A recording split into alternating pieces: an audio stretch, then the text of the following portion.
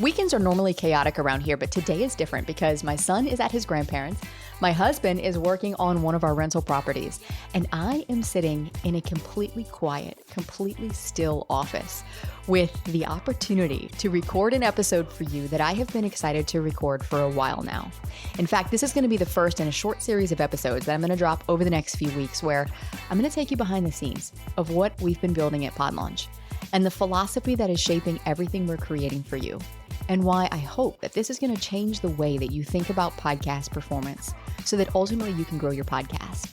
And today I want to show you how I got here and the question that has set all of this in motion, because once you see podcast performance through this lens, chances are you're never going to think about podcast growth the same way.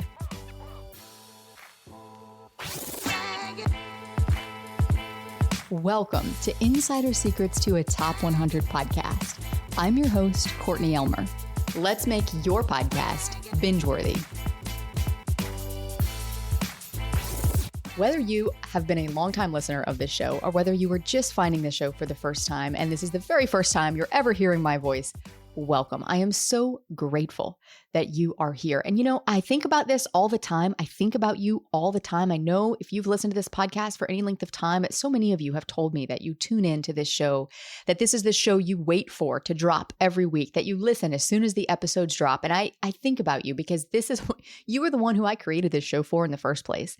And I can't thank you enough for being here because you are the reason why I podcast. And over the last 6 years, I've had the privilege of helping launch more than 70 top 100 shows. And that is a result of spending more than 30,000 hours studying the difference between the podcasts that succeed and the ones that don't. And what I've been able to do is take those insights and battle test them, battle test these ideas, battle test these patterns directly with the shows we've worked with. And for a long time, people knew us as a podcast launch company. Oh, Courtney helps people launch podcasts. But eventually, at some point, we started being approached by existing podcasters who had shows that were struggling. And Pod Launch began to be known not just for launching successful shows, but for helping existing podcasters who were struggling to get the right systems in place so that their shows could succeed too. And in some ways, that is even more special to me to be able to turn a struggling podcast around so that the host doesn't quit and doesn't give up and actually gets the results that they set out to achieve from podcasting in the first place. But during this time, I've seen the industry change a lot. 6 years may not sound like a long time, but in podcasting, it is a lifetime. And podcasting is one of those industries that has changed very quickly. The industry is maturing, but it still has a very, very long way to go. Think of it kind of like the dawning of AI. When AI first hit the scene, we were all like, what the heck is this? I don't know about this. And now we're all using it in our daily lives. And yet it continues to change. It continues to evolve. Every day there's something new. The same is true in podcasting. And so all of this work, plus observing these industry changes, has led to some much deeper questions that I've been asking lately about what drives podcast performance. And I'm going to reveal those findings to you in just a moment. But first, I've heard from some of you that the one thing you wish I would do more of on the show is share more personal stories, which, full transparency, somewhere along the way, back probably when storytelling was becoming this trendy thing in marketing, I just decided I wasn't good at storytelling, which ironically probably proves that I'm actually great at it because that's a story I've been telling myself for a lot of years now. But setting that aside for just a moment, I know that maybe you've listened to this show for a while. Maybe this is the first episode you've ever heard. But either way, you probably don't know the reason that I got into podcasting to begin with. And this context is important because when you understand the why behind what I do, it's going to make these insights that I'm about to share about podcast performance make that much more sense. So just remember that, the why behind the what, because we're going to come back to that. But the first thing that you should know about me is that when I was a kid, I got into trouble daily. I'm telling you, every single day of my life, thanks to my mouth. Or at least, so said my mom.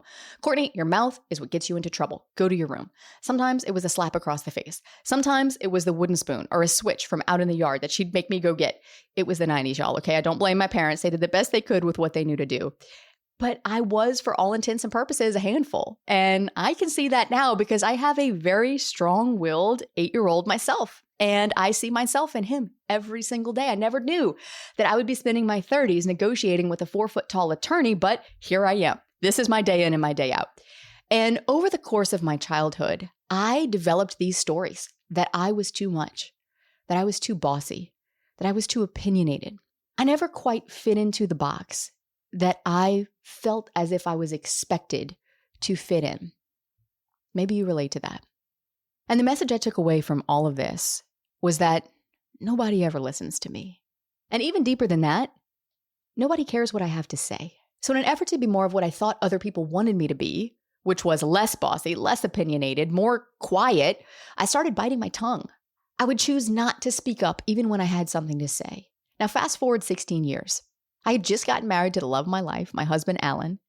And 2 days after we got back from our honeymoon, I found myself sitting in a strange place. Not a place that you would expect coming back from your honeymoon. And it was my doctor's office. And you know how the doctor's office is, oh my gosh, it's like those awful fluorescent lights. They just like hum overhead and everything is sterile and everything is just cold and there's like germs everywhere. And I'm sitting there and I'm gripping my husband's hand because I had just been diagnosed with thyroid cancer. Now, they say that if you're going to get cancer, this is the best kind to get because it's usually very treatable. But my doctor had just finished telling me that I had a very aggressive form that had already started to spread. And on top of that, I was the youngest patient that she had ever treated at just 25. And if that wasn't scary enough, the next words that came out of her mouth changed my life forever. I didn't realize it at the time.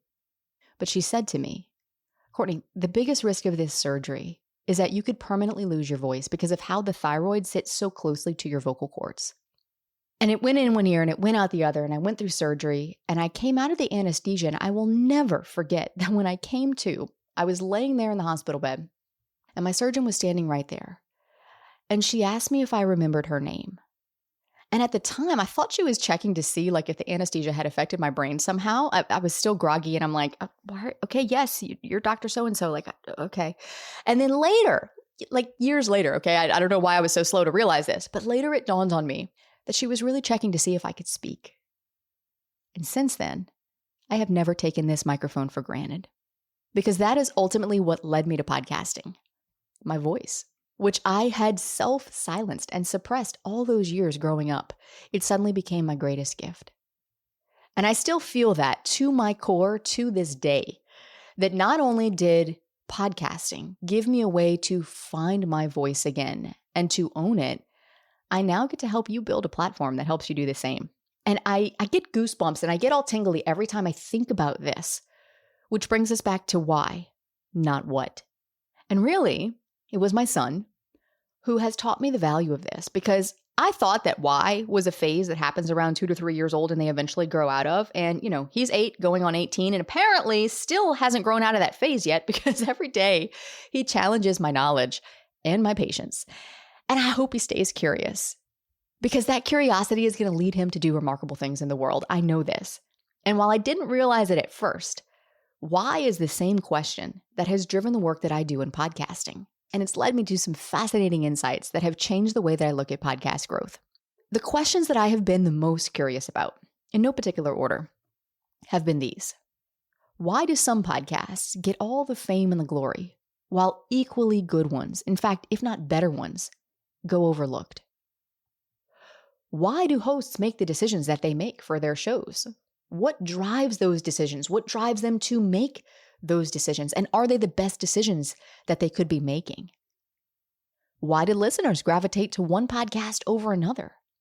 What makes people binge one show and come back to it and buy from it and listen to it on rotation and completely ignore other shows that are out there that maybe they would have an interest in if they just gave it a try? I might be completely alone in this, but these are the kind of questions that keep me up at night. They are the ones that haunt me every day. These are the questions that I cannot stop thinking about and that I have obsessively sought the answers to since 2019. And the more and more that I sought the answers to these questions, the more I realized I was not asking the same questions that everyone else in the industry seemed to be asking, which is why I wasn't finding the answer in the industry's best advice. Not because that advice was wrong, but because it was answering a different question. And so what I found has completely changed the way that I see podcast performance. It has informed what we are now building at PodLaunch. And over the next few episodes, I'm going to show you why.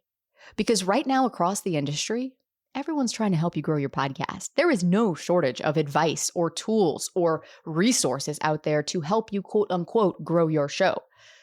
But no one is studying what actually drives podcast performance in the first place. This is a major blind spot because the industry believes that better podcast performance is the result of better strategy, better execution of that strategy, better metrics for measurement. And if those things were the answer, podcast growth would be far more predictable than it is. And it's not.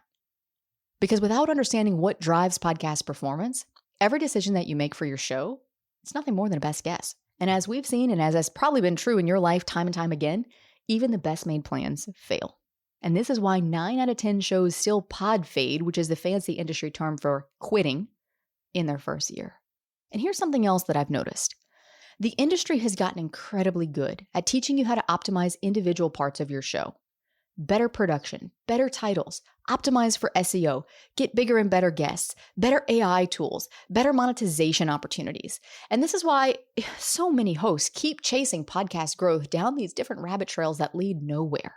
It's also why when I sit down with podcasters, the number one thing that people tell me, and maybe you and I, if we've had a conversation, this might have very well been something you told me somewhere along the way, which is, I don't know what I'm missing.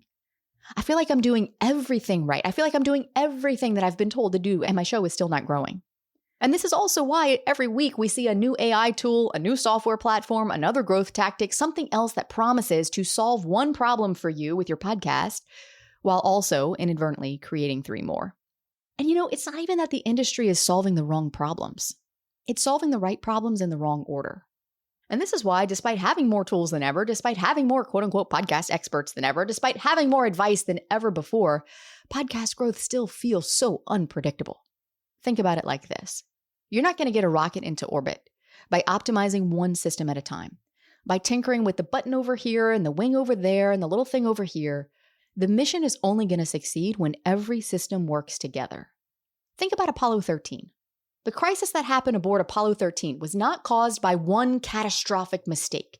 What it was the result of a series of small little disconnected decisions across multiple systems that created the conditions for catastrophe.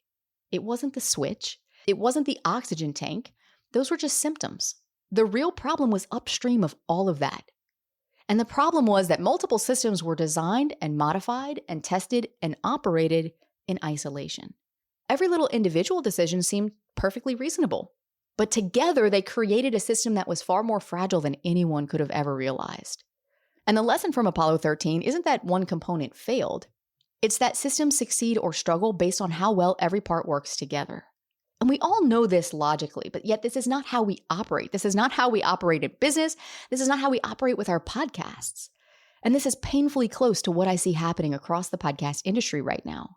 There's nothing that's catastrophically wrong. In fact, a lot of things are going in the right direction. We're moving toward more transparency. We're moving toward better metrics for measurement. But nothing is working together as one cohesive system either. There's a lot of fragmentation that's happening. And that fragmentation is causing a lot of podcasts to struggle more than they need to. Because you can spend years optimizing individual parts of your show. You can go and update your cover art. You can optimize for SEO. You could do different interview formats. You could do different content formats. You can change around your publishing schedule. You could add a YouTube strategy. But until you start asking whether those pieces are actually working together to drive your podcast performance, your show's going to continue to struggle. And I don't want that for you. Because this fragmented way of thinking is what kills most podcasts. And I am doing all that I can to change that.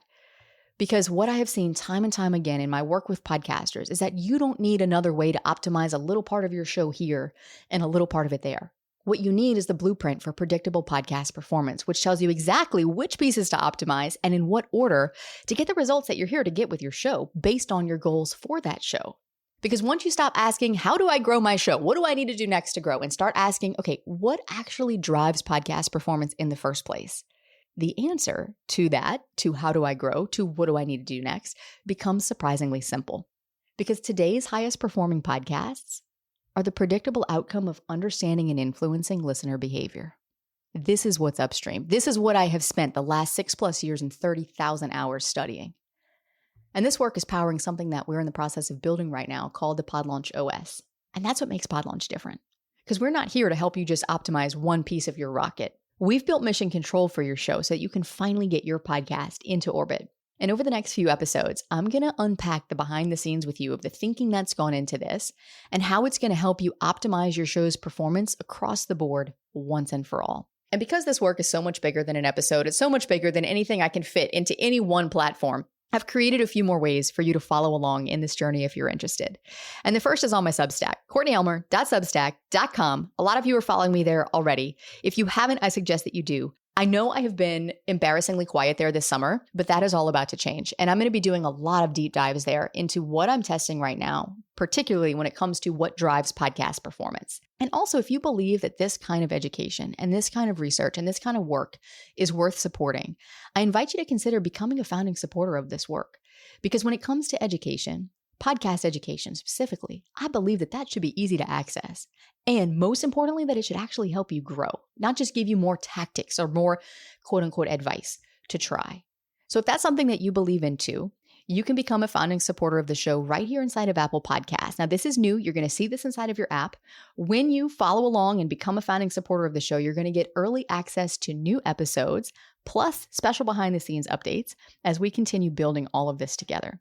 And if you listen on Apple, you'll see that option right there inside your app. If you listen on a different player, you'll see it below in the show notes. So just go and click where it says support the show, and either way, you will be able to get early access.